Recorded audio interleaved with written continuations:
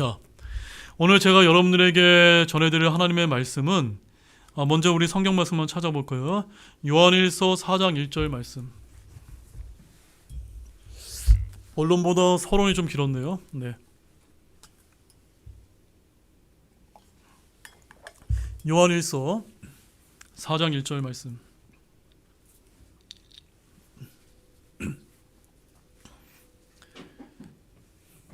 자, 다 찾으신 줄 알고 우리 한 목소리로 읽어보겠습니다. 사랑하는 자들아, 영을 다 믿지 말고 그 영들이 하나님께 속하는지 그것을 시험하라. 이는 많은 거짓 대언자들이 나와 세상에 들어왔기 때문이라. 아멘. 자, 오늘 이 오후 시간에는 조금은 제가 이렇게 다루기 쉽지 않은 영들을 분별하라 해서 현대 은사운동의 참모습이라고 하는 이런 제목을 가지고 요한일서 4장 1절 말씀을 본문으로 해서 말씀을 여러분들과 함께 좀 나누기를 원합니다. 자, 사랑하는 성도 여러분, 오늘 우리는 영적으로 매우 혼란하고 아주 위험한 시대를 저와 여러분들이 살고 있다고 저는 그렇게 생각을 하고 있습니다. 마치 짙은 안개 속을 항해하는 배처럼 수많은 거짓 가르침과 또한 우리를 속이려는 미혹의 영들이 교회를 흔들고 또 성도들의 믿음을 위협하고 있기 때문입니다. 이러한 영적 전쟁의 한복판에서 우리는 때로 매우 고통스러운 결단을 내려야 하는 상황에 직면할 수밖에 없음을 솔직히 여러분들에게 고백을 드립니다. 자, 여기 이제 사진을 보시게 되면 이 사람이 누굽니까? 여러분이 잘 아시는 영국의 그 2차 세계대전을 승리를 이끌었던 윈스턴 처칠 이제 총리입니다. 제2차 세계대전이 한창이던 1942년 영국 수상 윈스턴 처칠은 그의 이제 말에 의하면 역사상 가장 힘들고 논쟁적인 명령을 내려야만 했다라고 이렇게 얘기합니다. 당시 동맹국이었던 이 프랑스는 나치 독일에 이제 점령을 당한 상태였고 이 막강한 프랑스 해군 함대가 적인 독일의 손에 넘어갈 치명적인 위기에 처했다고 합니다. 그래서 처칠은 고민 끝에 같은 연합군이었던 프랑스 함대를 영국 해군의 손으로 직접 파괴하는 이런 어려운 명령을 내릴 수밖에 없었다라고 그렇게 이제 솔직하게 역사를 통해 우리에게 알려주고 있습니다. 자, 이는 동맹을 공격하는 아주 역설적인 상황이었지만 왜 이런 명령을 내릴 수밖에 없었습니까? 더 큰 재앙을 막기 위한 아주 불가피한 결단이었다라고 역사는 우리에게 알려주고 있는 것입니다. 자, 오늘도 똑같습니다. 진리의 말씀 위에 선 성도들이 처한 상황이 이와 같은 것입니다. 기독교라는 이름 아래 한때 우리와 함께했던 많은 이들이 이제는 오류의 길로 접어들어서 적과 연합을 하고 있기 때문인 것입니다. 이때 우리가 그들의 잘못을 지적하고 경고하는 것은 결코 그들을 미워하거나 비난의 목적이 아닌 것입니다. 그것은 처칠의 결단처럼 교회의 순결과 진리를 지키기 위한 사랑에서 비롯된 고통스러운 외침이며 또한 영적인 파멸을 막기 위한 경고의 나팔소리이기 때문입니다. 자, 이것이 오늘 우리가 함께 나눌 말씀의 핵심인데, 자, 사도 요한은 우리에게 아주 명확한 영적 지침을 주고 있습니다. 요한일서 4장 1절 다시 한번 우리 큰 목소리 한번 읽어보겠습니다. 사랑하는 자들아, 영을 다 믿지 말고 그 영들이 하나님께 속하는지 그것들을 시험하라. 이는 많은 거짓 대언자들이 나와 세상에 들어왔기 때문이라. 자, 사도 요한은 사랑하는 우리 형제들을 향해서 뭐라고 우리에게 권면하고 있습니까? 영을 다 믿지 말고 분별하라. 시험하라 라고 이렇게 말씀을 하고 있는데, 여러분 다 영들을 분별하고자 다 시험하고 있습니까? 성경은 우리에게 모든 영적 현상을 무조건 다 믿지 마시고 그것이 과연 하나님으로부터 온 것인지 시험하라고 명령하는 것입니다.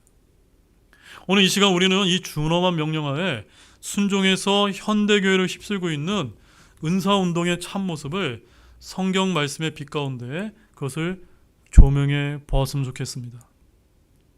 자, 먼저 첫 번째는 표적을 구하는 세대의 오랜 속임수가 있습니다. 인간의 마음 깊은 곳에는 항상 초자연적인 신비로운 것을 보고 경험하고 싶은 강한 욕망이 때로는 자리 잡고 있을 때가 많이 있습니다. 그렇죠, 여러분? 눈에 보이는 기적과 또 신비한 표적에 이끌리는 것은 어찌면 당연한 본능이지 모르기 때문입니다. 그러나 우리 주님께서는 이러한 욕망의 위험성을 분명히 경고하셨습니다. 바로 주님께 표적을 구하는 이들에게 예수님께서는 단호하게 말씀하셨는데, 여러분 성경 말씀 마태복음 12장 39절 말씀을 한번 찾아보십시오. 마태복음 12장 39절 말씀. 자, 우리 주님께서 제자들에게 하신 강력한 경고의 말씀을 함께 보겠습니다. 마태복음 12장 39절 같이 읽겠습니다. 그분께서 그들에게 응답하여 이르시되 악하고 음란한 세대가 표적을 구하지만 대언자 요나의 표적 외에는 내가 아무 표적도 그 세대에게 주지 아니하리라. 주님이 뭐라고 얘기하십니까? 악하고 음란한 세대가 뭘 구한다고요? 표적을 구한다. 따라서 저는 여러분에게 당부를 드리지만 우리는 표적을 구하기보다 믿음을 구하기를 진실로 소망합니다. 표적을 구하는 신앙, 체험을 갈망하는 그런 신비로운 믿음은 이처럼 성경적으로 매우 위험한 길이라는 것을 우리가 분별하실 필요가 있는 것입니다. 이것은 인류의 오랜 속임수라는 사실 또한 깨닫기를 바랍니다. 자, 인류 역사 가운데 한 세 가지 정도 이제 볼 수가 있는데, 자, 여기 이제 화면에 보게 되면 이게 뭡니까?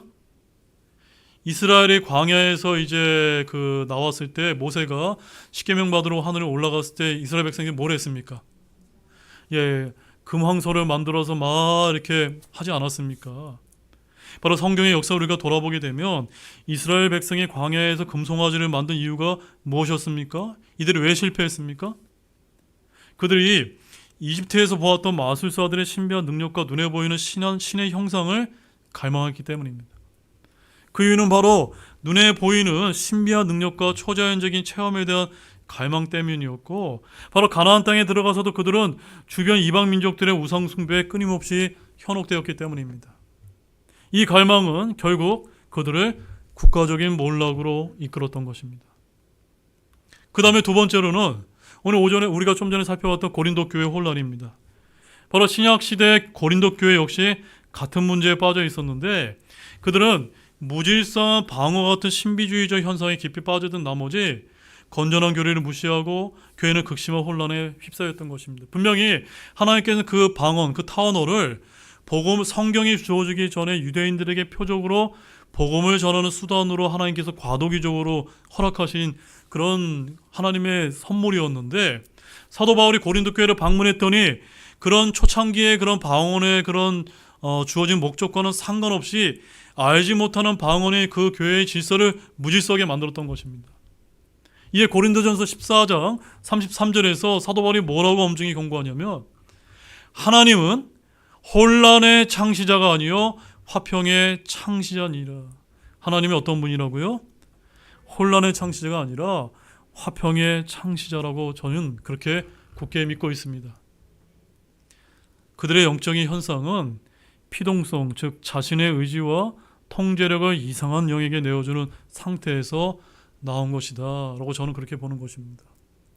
제가 한 20년 전에 제가 아주 잘 아는 군교에서 만난 어떤 선배님이 있는데, 자신의 그 교회 집회에 한번 어떤 부흥 집회가 있다고 저를 이제 초대를 해서 제가 한번 간 적이 있었습니다. 근데 한 흰색 한복을 입은 한 자매님, 어떤 할머니가 나와서 옆에서 신디사이저를 갖다 놓고 막 열심히 신디사이저를 이렇게 막 칩니다. 치는데 그 음악이 굉장히 시끄럽고 굉장히 단순합니다. 근데 사람들이 자꾸 이렇게 일어나서 막 빙글빙글 돌고 막 이렇게 장풍을 쏘니까 뒤로 넘어가고 있는데, 제가 이렇게 옆에 앉아 있다가 저를 이제 데리고 왔던 이제 그 선배님이 저를 이렇게 쳐다보면 바로 뒤로 넘어지라고. 근데 뭐 와야 뭐 제가 넘어지죠. 네. 그 제가 참 이렇게 믿는 분들도 계시구나. 제가 그런 것을 많이 느꼈는데, 바로 자신의 의지와 통제력을 이상한 영에게 내어주는 상태가 아니었나. 저는 그때 그 일을 생각하면 제가 그런 아주 그런 신비한 추억이 있습니다. 바로 이것은 저는 이교도들이 행하는 신비주의의 특징이고 성령의 열매인 절제와는 정반대의 현상이라고 저는 그렇게 여러분에게 감히 저는 여러분에게 말씀을 드립니다. 자, 세 번째는요. 현대 오순절 운동의 뿌리인데, 자, 이 비성경적인 신비주의의 흐름은 역사 속에 사라졌을까요? 안 사라졌을까요? 결코 사라지지 않았습니다.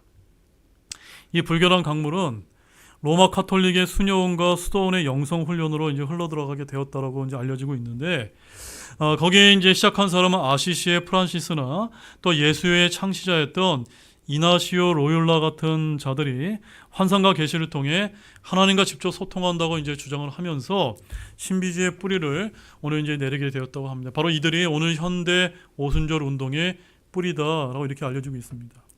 이 흐름이 19세기 스코틀랜드의 에드워드 워빙을 거쳐서 20세기 초 미국 로스앤젤레스의 아주사 거리 붕으로 폭발하면서 오늘날 우리가 아는 현대 오순절 운동의 기초가 되었다라고 이렇게 이제 전해지고 있습니다.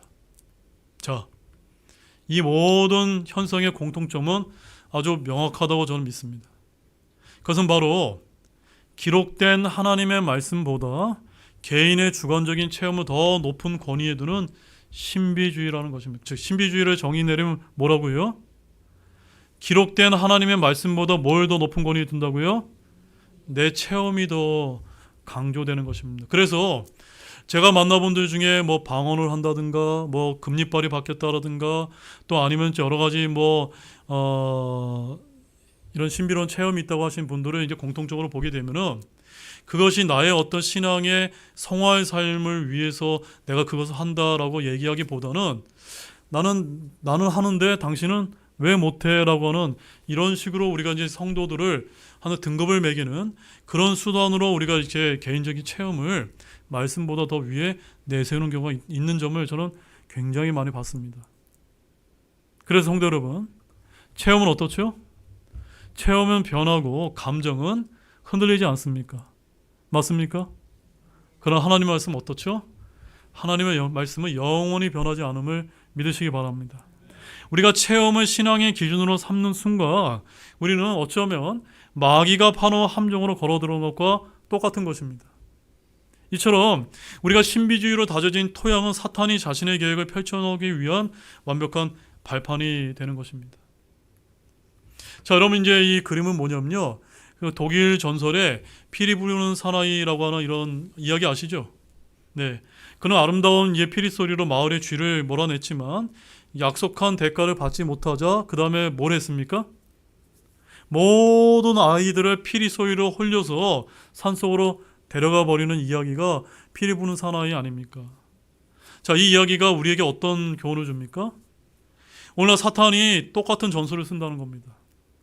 바로 사탄은 피리 부는 사나이처럼 아주 감미로운 체험과 신비로운 기적이라는 피리를 불어서 수많은 기독교인들을 미혹을 해서 진리의 길에서 벗어나서 자신을 따르게 만들고 있다는 점입니다. 그래서 사탄의 최종 목표는 이 땅에 단일 세계 정부와 단일 세계 종교 체제를 세우는 것이라고 저는 그렇게 보고 있습니다. 그리고 이 거대한 계획을 이루기 위해서 그가 사용하는 가장 효과적인 도구가 바로 오늘 전하는 오순절 은사 운동이라고 저는 여러분에게 밝히는 것입니다. 자, 이 오순절 은사주의의 핵심 세 가지 전략이 뭐냐? 바로 이것입니다. 첫 번째 전략은 뭡니까? 첫 번째 전략은 교파의 경계를 허무는 것입니다. 그러니까 1960년대 이전까지만 해도 오순절 운동은 자신들의 교파 안에 머물러 있었는데 1960년대 이후에 이 운동이 갑자기 방향을 틀어서 모든 교파의 경계를 넘나들기 시작을 했습니다. 그래서 1967년에 종교개혁의 대척점에 있던 로마 카톨릭 교회 내부까지 깊숙이 침투하면서 또한 개신교교에서 천주교 사제들을 초청하면서 그런 교리적인 차이를 무시하고 하나로 연합하는 이런 일이 벌어지기도 했다는 점입니다. 자, 제가 어렸을 때 저희 아버님이 장로교 통합 측 목사님이셨지 않습니까? 근데 저희 어렸을 때 제가 받았던 교육, 아버님께 들었던 얘기는 뭐냐면 한 1980년대로 제가 기억을 하는데요. 교회 안에서 이 성도분들이 교회 안에서 방언 기도하는 것에 대해서 저희 아버님이 하지 마라라고 이제 얘기하는 것을 저는 어렸을 때 똑똑히 제가 들었습니다. 그러니까 무슨 말씀이냐면 장로교회에서도 옛날에 한 1980년대, 70년대까지만 해도 방언 기도가 그렇게 활성화되지 못했는데 지금은 어떻습니까? 지금은 많은 교회들이 그 옛날에 그렇게 목사님들이 가르친 것 상관없이 방언 기도나 이런 것들이 은사주의들이 많이 퍼져 있습니다. 그래서 두 번째는 이 은사주의라고 하는 거부감이 없애기 위해서 은사주의라는 그런 세련된 이름으로 이제 오순절주의가 아니라 은사주의라는 이름으로 바꿔서 이렇게 부르면서 모든 교단의 급속도로 확장이 이제 이루어지게 된 것입니다. 근데 이것이 이 오순절 은사주의가 왜 들어왔냐면 목적은 단 한 가지입니다. 바로 종교 통합의 기회로 만들려는 로마 카톨릭의 거기 시작에서 기원이 된다라고 저희들은 그렇게 보고 있는 것입니다. 왜냐하면 벨기에의 수에네스 추기문 같은 인물들이 이 은사운동을 새로운 오순절이라고 이렇게 부르면서 개신교를 로마의 품으로 다시 끌어들일 절호의 기회로 이 오순절 은사주의를 시작했다고 보는 것입니다. 그 충격적인 장면이 1977년 미국 캔자스 시티에서 연출되었고 바로 오순절 운동의 지도자 토머스 짐머맨과 또 로마 카톨릭의 스웨넨스 추기경의 5만 명의 군중 앞에 나란히 서서 종교 이치를 과시하는 쇼를 벌인 것이 바로 오순절 운사운동의 시작점이다 라고 이렇게 보기 때문인 것입니다.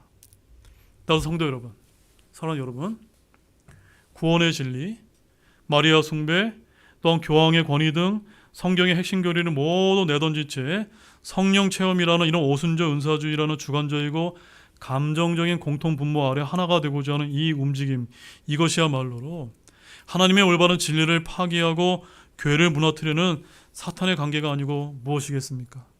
맞습니까, 여러분? 이것은 바로 성경이 말하는 성령 안에서의 하나됨이 아니라 바로 진리를 파기하는 무서운 배도라고 믿습니다.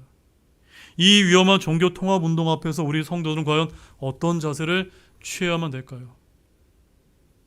자, 아까 오전에도 제가 말씀드렸던 우리가 구원에도 죄에도 세 가지 차원이 있었죠.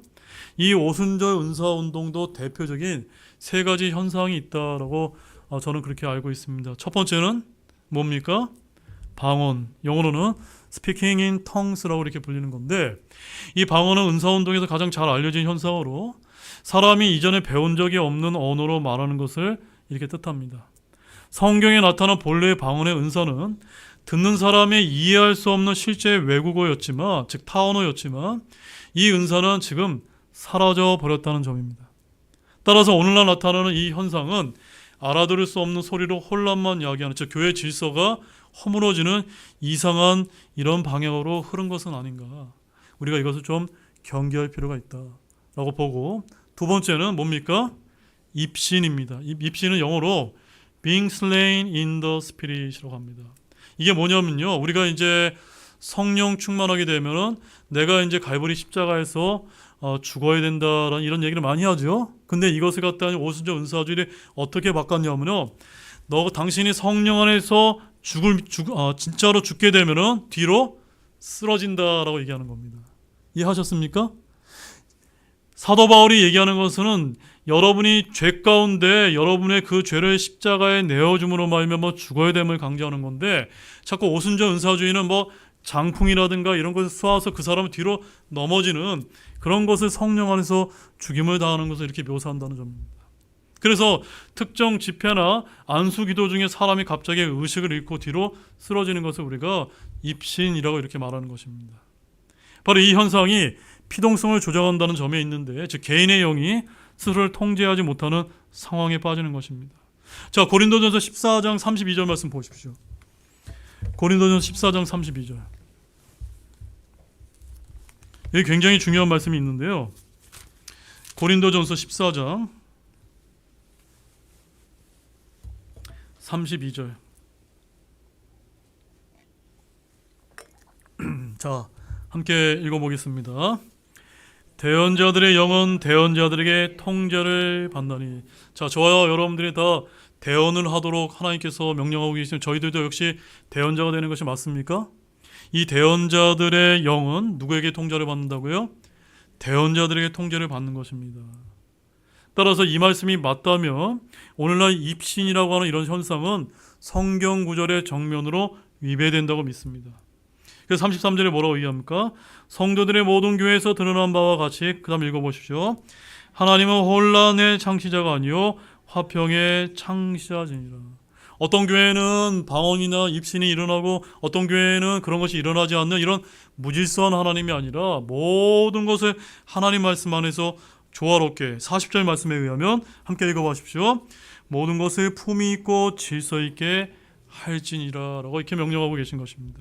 다 이렇게 하기를 원하십니까? 바로 사람이 능동적으로 이성적으로 사고를 하게 되면 이 신부주의는 제대로 작동할 수 없기 때문에 저 거룩하지 못한 영은 의도적으로 개인의 통제력을 무너뜨린다는 것입니다. 자, 세 번째는 뭡니까? 신유입니다. 자, 신유가 뭡니까? 신유는 병 고치는 은사가 아닙니까? 자, 그런데 제가 여러분께 질문 드릴게요. 우리가 신약 성경을 보면 신약 성경에서 가장 위대한 사도가 누굽니까? 사도 바울이죠.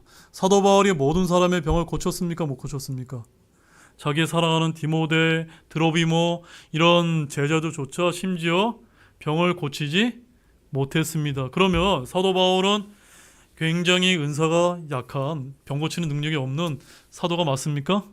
우린 그렇게 부르지 않죠? 그렇기 때문에 이 병 고치는 치유 역시 주님께서 뭐라고 얘기하느냐?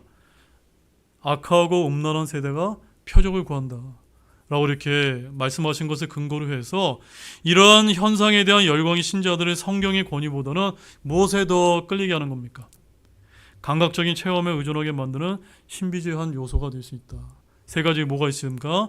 방언, 입신, 신유 세 가지 얼마든지 하나님은 행하실 수 있습니다. 그러나 이것들을 우리가 조심해야 된다.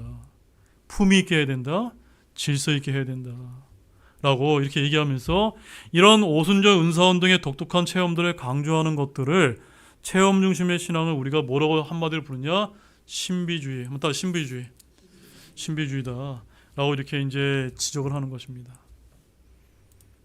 자, 그래서 그러면 이 신비주의가 가져오는 위험이 세 가지가 있는데 그것이 무엇이냐면 첫 번째 뭡니까?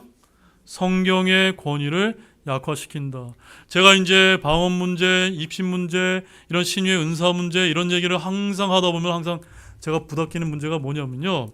목사님 말씀은 다 맞는 것 같은데 근데 제 이빨이 금리빨로 바뀌었는데요. 이런 분이 실제로 계셨습니다. 예. 그러니까는 이게 뭘 뜻하는 거냐면요. 성경 말씀보다 무엇을 더 이렇게 높이 세우는 겁니까? 체험을 이제 앞세우는 것일 수 있다. 제가 그분들의 체험을 다 부정하는 것은 아닙니다. 저도 체험이 있습니다. 하지만 체험은 어떤 특징이 있죠? 지극히 개인적이고 그는 바뀔 수도 있고 또 실제일 수도 있고 거짓말일 수도 있기 때문에 우리가 그것은 굉장히 지극히 개인적이라는 것입니다. 이런 지극히 개인의 주관적인 초자연적인 체험에 초점을 맞추다 보면 기록된 하나님의 말씀이 성경보다 그 체험을 더 중요하게 여기게 될 위험이 있다는 겁니다. 체험이 신앙의 기준이 되게 되면 성경의 절대적인 권위가 흔들린다는 것을 여러분 아시기 바랍니다. 그 다음에 두 번째는요. 혼란을 야기합니다. 즉 하나님은 혼란의 창시자가 아니고 화평의 창시자라고 말씀하고 있는데 이런 성경의 가르침과 반대된다는 겁니다. 그 다음에 세 번째가 제일 중요한데 바로 사탄의 침투 경로가 될 수 있기 때문입니다. 오늘 성경 말씀에서 우리 본문 요한일서 4장 2절에 뭘 분별하라고 그랬죠? 영들을 분별하라고 했다. 왜 분별해야 됩니까? 우리는 영과 혼과 몸을 삼중적으로 이렇게 창조가 되는데 우리 영에 누가 들어와 계셔야 되죠? 성령님이 들어와서 우리 성령 충만하게 성령님의 통제를 받아야 되는데 이 안에 뭐가 들어온 겁니까? 더러운 영, 잘못된 영이 들어오게 되면 뭔가 내가 체험을 강조하게 되는 이런 이상한 신비주의가 발현할지 모른다는 겁니다. 그래서 이것이 가장 심각한 경고가 되는데 사탄이 자기의 강교함으로 없는 이불을 속인 것 같이 빛의 천사로 위장하면서 신비주의로 교회 안으로 침투시키는 통로로 삼을지도 모르기 때문에 우리가 경계해야 되는 것입니다. 이를 통해서 다른 예수, 다른 영, 다른 복음을 퍼뜨려 성도들을 미혹하고 교회를 무너뜨리는 마귀의 계략이라고 단언하는 것입니다. 따라서 신비주의가 개인의 신앙을 넘어서 교회 전체를 흔드는 더 큰 문제로 이어지기 때문에 가장 큰 쟁점은 로마 카톨릭과의 연합을 즉 종교 일치 운동을 경계해야 된다라고 저는 그렇게 분명하게 여러분에게 말씀을 드립니다. 자, 다시 이제 윈스턴 처칠의 예화로 잠깐 돌아가겠습니다. 이 상황을 잠깐 설명을 드리면요.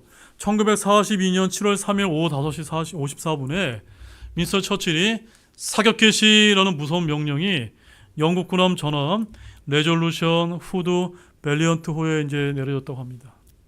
그들의 포문은, 이 함포의 포문은 적군이 아닌 누구에게 이제 열렸습니까? 불과 며칠 전까지만 해도 어깨를 나란히 하고 있던 동맹국이었던 프랑스의 함대를 겨누고 있었던 것입니다. 바로 나치 독일에 점령당했던 이 프랑스 함대는 이제 영국의 심장을 겨눌 칼날이 될 운명에 처해 있었기 때문에 이런 처칠의 고뇌가 있을 수밖에 없었던 것입니다. 처칠은 이 명령을 내리기 전에 자신의 수하 장군이었던 소머빌 해군 제도에게 이렇게 이야기했다고 합니다. 잘 들어보십시오. 지금 당신은 지금 영국 해군 제독이 직면해 왔던 임무 중에 가장 힘들며 가장 논쟁거리가 될 임무를 눈앞에 두고 있어.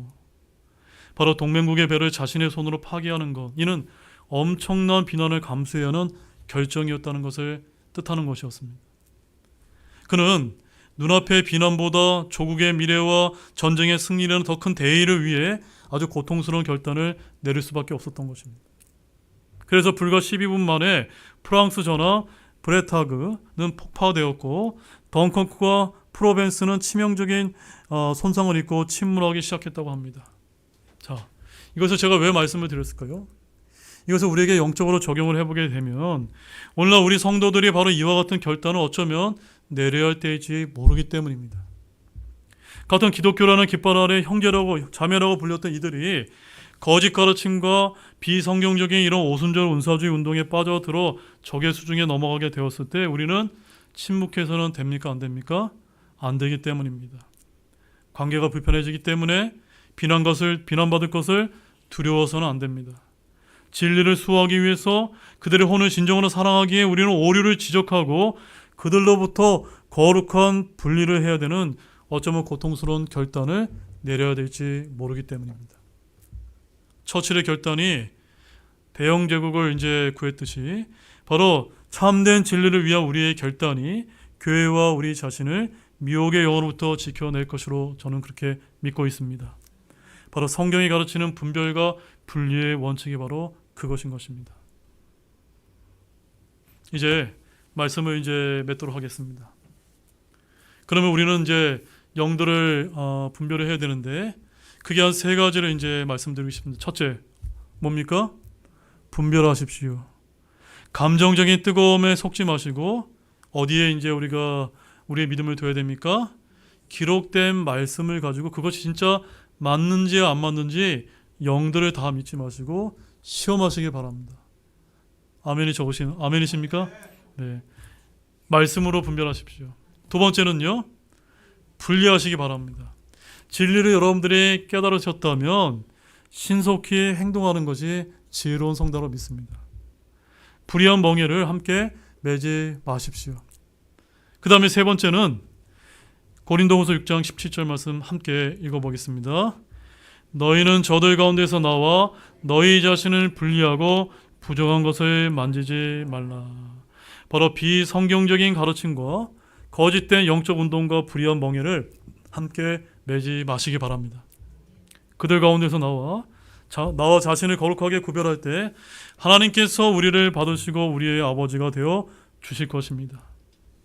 그 다음에 마지막으로 말씀 위에 굳게 서시는 모두가 되시기를 원합니다. 바로 저와 여러분의 신앙이 흔들리는 주관적인 체험이나 감정이 아니라 영원토록 1.1핵도 변하지 않는 하나님의 객관적인 말씀 위에 굳건히 서시기를 바랍니다. 바로 이 거짓 이적과 감정주의의 시대에 우리에게 흔들리지 않는 닷이 필요한데, 그러면 닷이 어떤 역할을 합니까? 태풍이 불어도 배가 이렇게 좌초되지 않고 흔들리지 않는 영원한 닷이 바로 무엇입니까? 저는 그 닷이 우리 손에 들려있는 이 킹 제임스 성경으로 저는 그렇게 믿고 있습니다.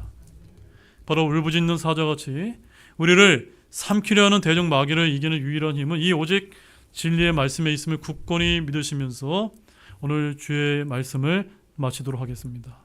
그럼 모두가 되시길 주님의 이름으로 축원합니다. 기도 마치겠습니다.